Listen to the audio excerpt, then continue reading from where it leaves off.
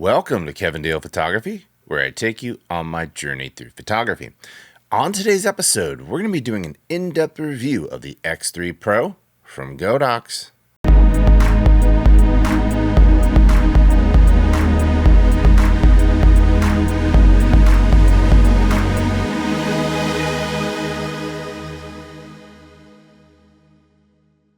I'm pleased to announce the release of my Capture One and Lightroom presets, Metamorphic Portraits, The Sound of Silver, and Rangefinder. These are all available for purchase at my website.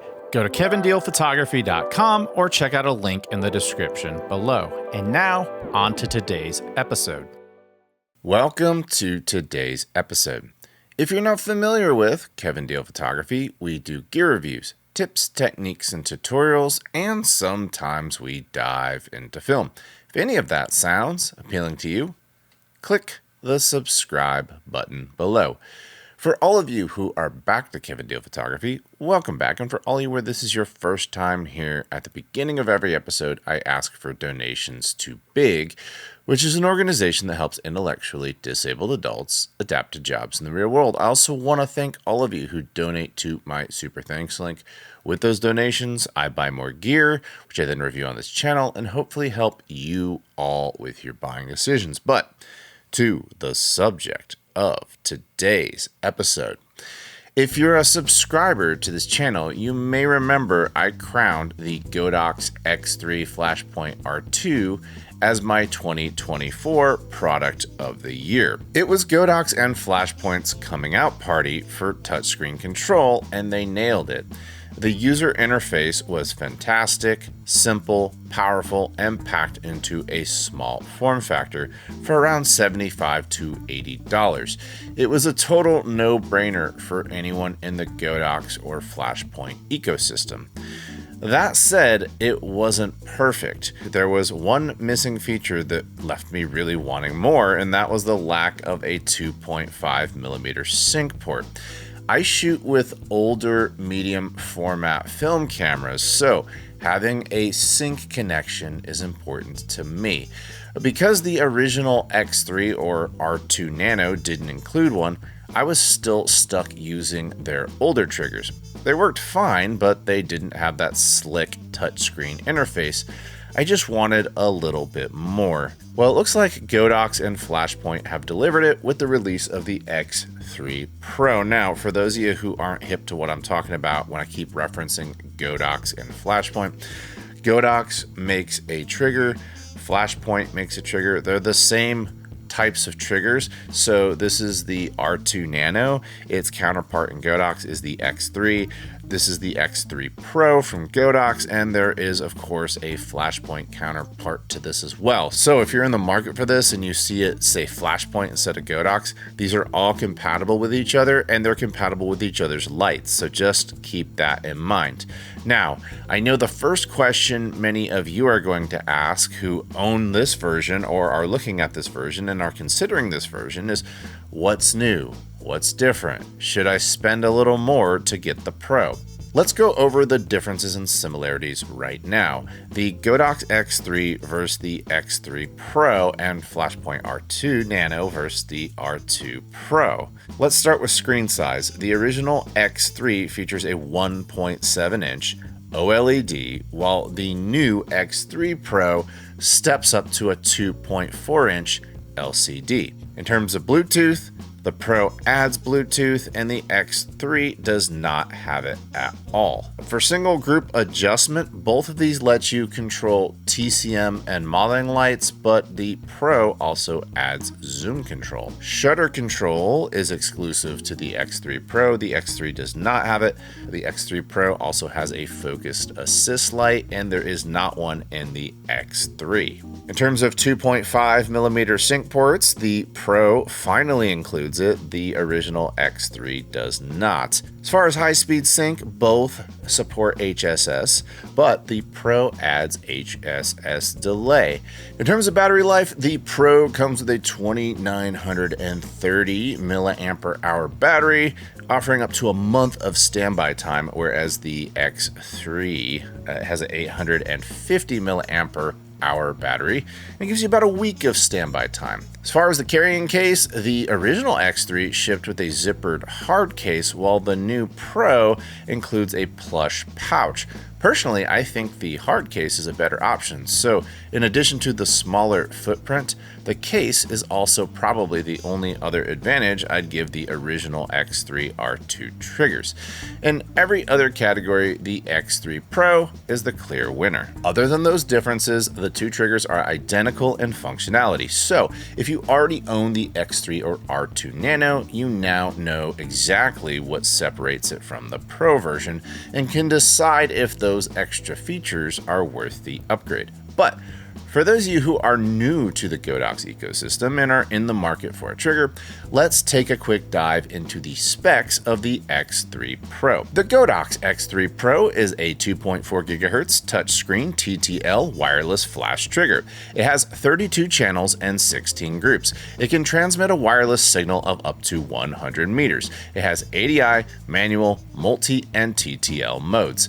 Its EV range is 1/3 stop increments. It's Bluetooth compatible and can work with the Godox app for iOS and Android devices. It has a USB-C port for charging and firmware updates. Its dimensions are 2.6 by 2.13 by 1.61 inches or 6.6 by 5.41 by 4.09 centimeters. It comes in at a weight of 3.6 ounces or 103 grams, and it comes in at a street price of $99 US.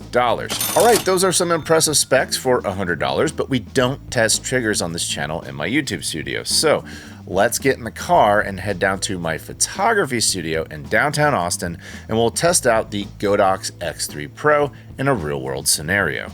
All right, so a trigger, you can make it or break it in the studio, and we're here at my studio right now. We're gonna do a creative shoot.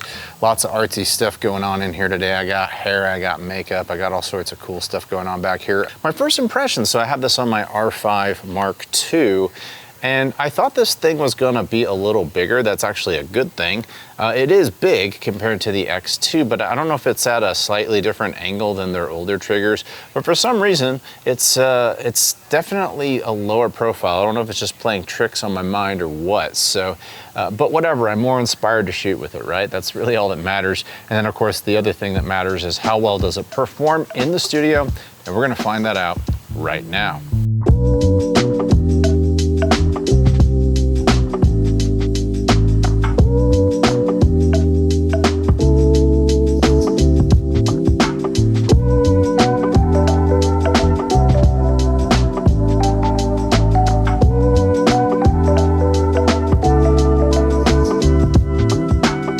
So for this first shoot, I shot on my Canon R5 Mark II. I did a little mix of the 8200, the 8600, and in a professional level environment, it earned its stripes.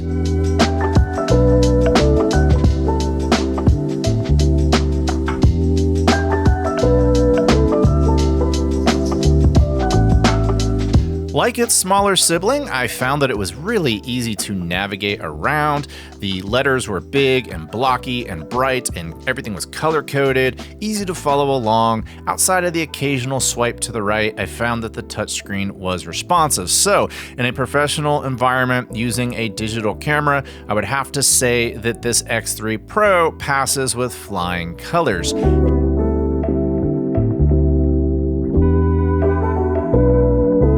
However, let's move on to a feature that is near and dear to my heart, and that is the 2.5mm jack on the side.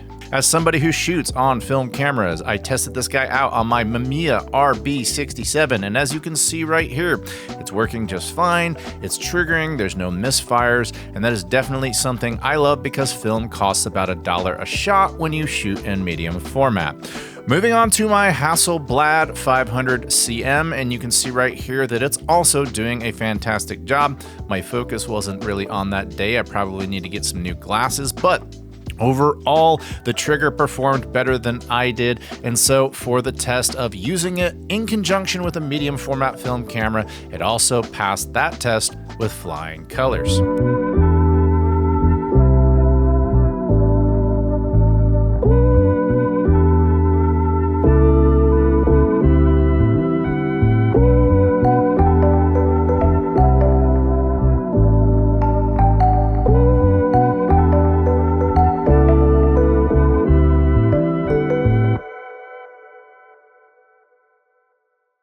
Now, this X3 Pro is made for several systems. I tested it out on Canon. I was also given a copy to test out on the Lumix L mount, and I use it on my S1R2. New to the X3 Pro is the ability to control the shutter on your camera. You can do time lapse, you can do long exposures.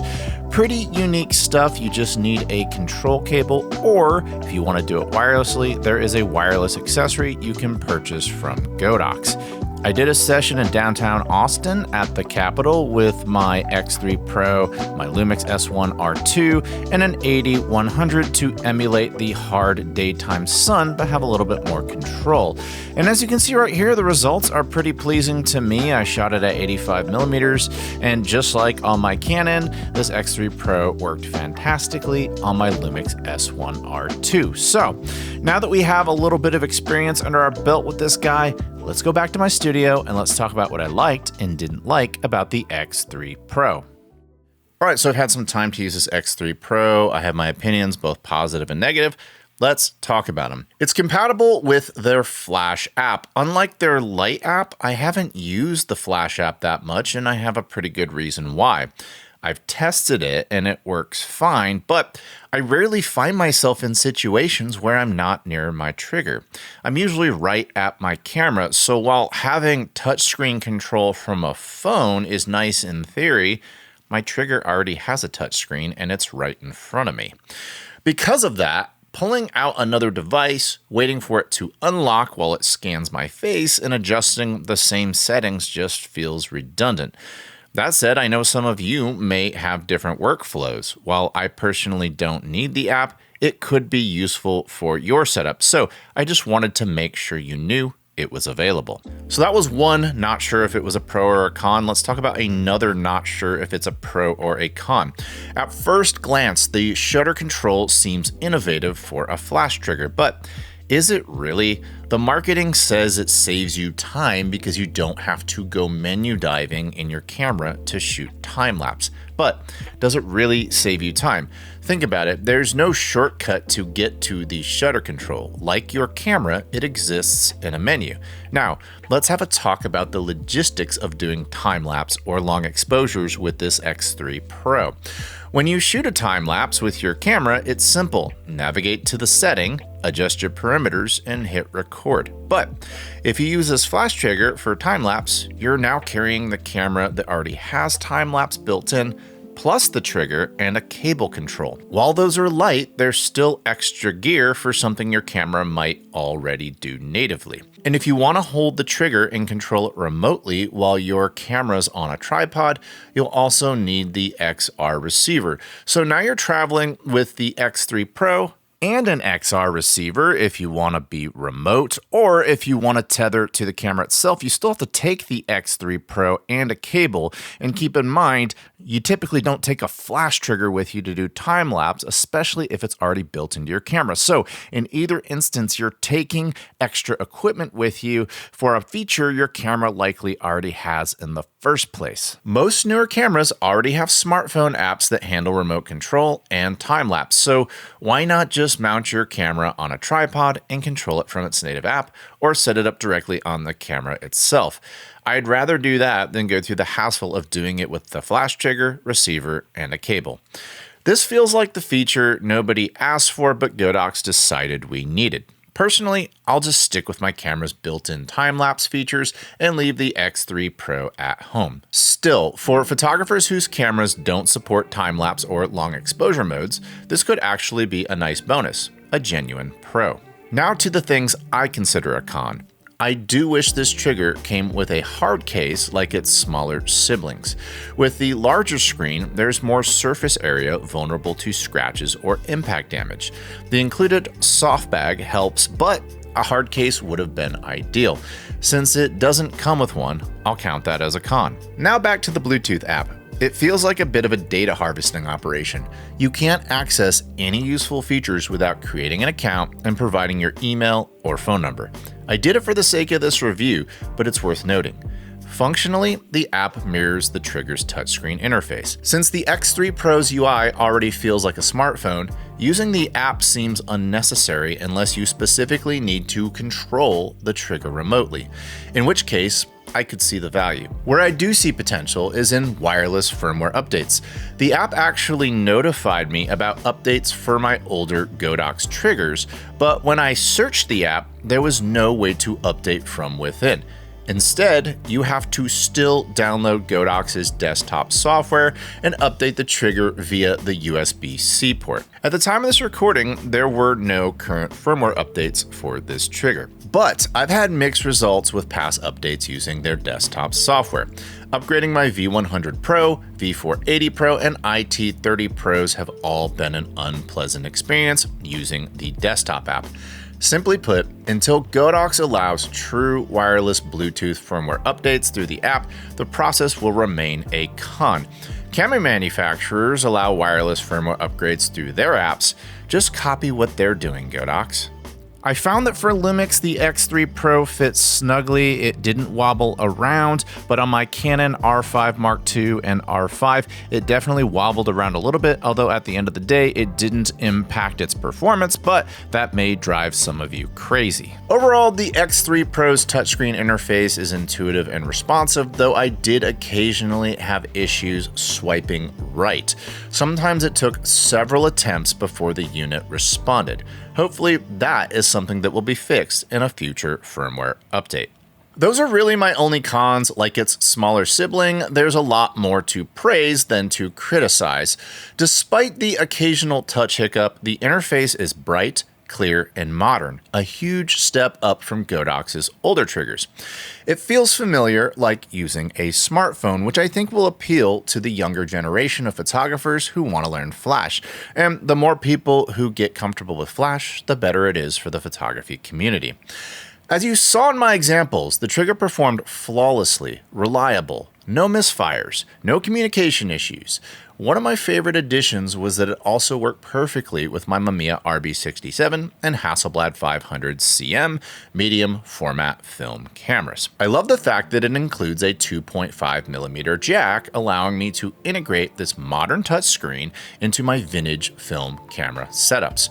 The smaller Godox X3 and Flashpoint R2 don't have this port, so if you need 2.5mm connectivity, this is the trigger for you.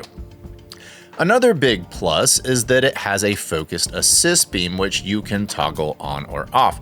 For anyone shooting in low light environments, that's a great feature to have. You can also save presets, which is incredibly useful.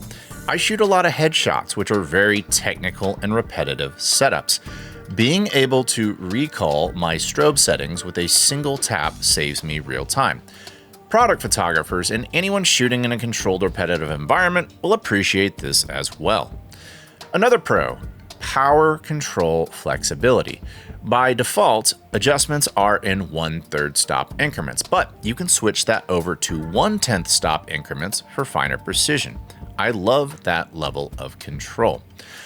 Battery life is another huge win for the X3 Pro. It charges in about 2 hours and can sit in standby for up to 35 days. As a matter of fact, I've had it on standby all day and it's still at full power. It's rated for around 10,000 shots, far more than I'd ever take at a wedding reception, even on my busiest day. And if you somehow manage to drain it completely, you can charge it via USB-C from your car, power bank, or laptop and be ready to shoot again in just a couple of hours, possibly even before you make it home from the event you just shot. Here's an actual real-world example. I got hired to shoot some athletic apparel. We took over 2,300 shots, all of them using this trigger. I started off the day around 96 or 97%. I didn't give it a full charge, but after those 2,300 shots, you can see that it's still well over 50%. So I don't think the 10,000 shot claim is a stretch at all on a single charge. Size and weight are also pros in my book. It's larger than the smaller X3 and R2 Nanos, but still smaller and sleeker than Godox's older, bulkier triggers. The angle design keeps the profile low, reducing the chance of snagging on straps or other gear. But the biggest pro of all, value. I shoot with Godox, Profoto, and newer systems, and this is the best trigger I've ever used. Profoto's Connect Pro is 4 times the price, bulkier, and offers fewer features, and I've seen no evidence that its build quality is any better. I'll say it plainly, Godox makes the best triggers in the industry right now, and everyone else is playing catch up. I'm holding the best trigger on the market in my hand, and it's only $99. So, who should buy the X3 Pro? Honestly, just about anyone shooting on the Godox platform, professionals and enthusiasts alike. It's packed with features, performs beautifully, and costs less than $100. Prices across the industry are going up, so if you've been thinking about it, now might be the time to grab one before that price changes. If you're interested, I'll leave links in the description below for the X3 Pro for all major camera brands. That does it for today's episode. Have you purchased an X3 Pro? How's it working out for you? Tell me about it in the comments below. Do you still think another trigger is a better value than this? Tell me about that in the comments below. And if you're a fan of this channel, I humbly ask you to click the subscribe button below. And until next time, I'll talk to you soon. Bye.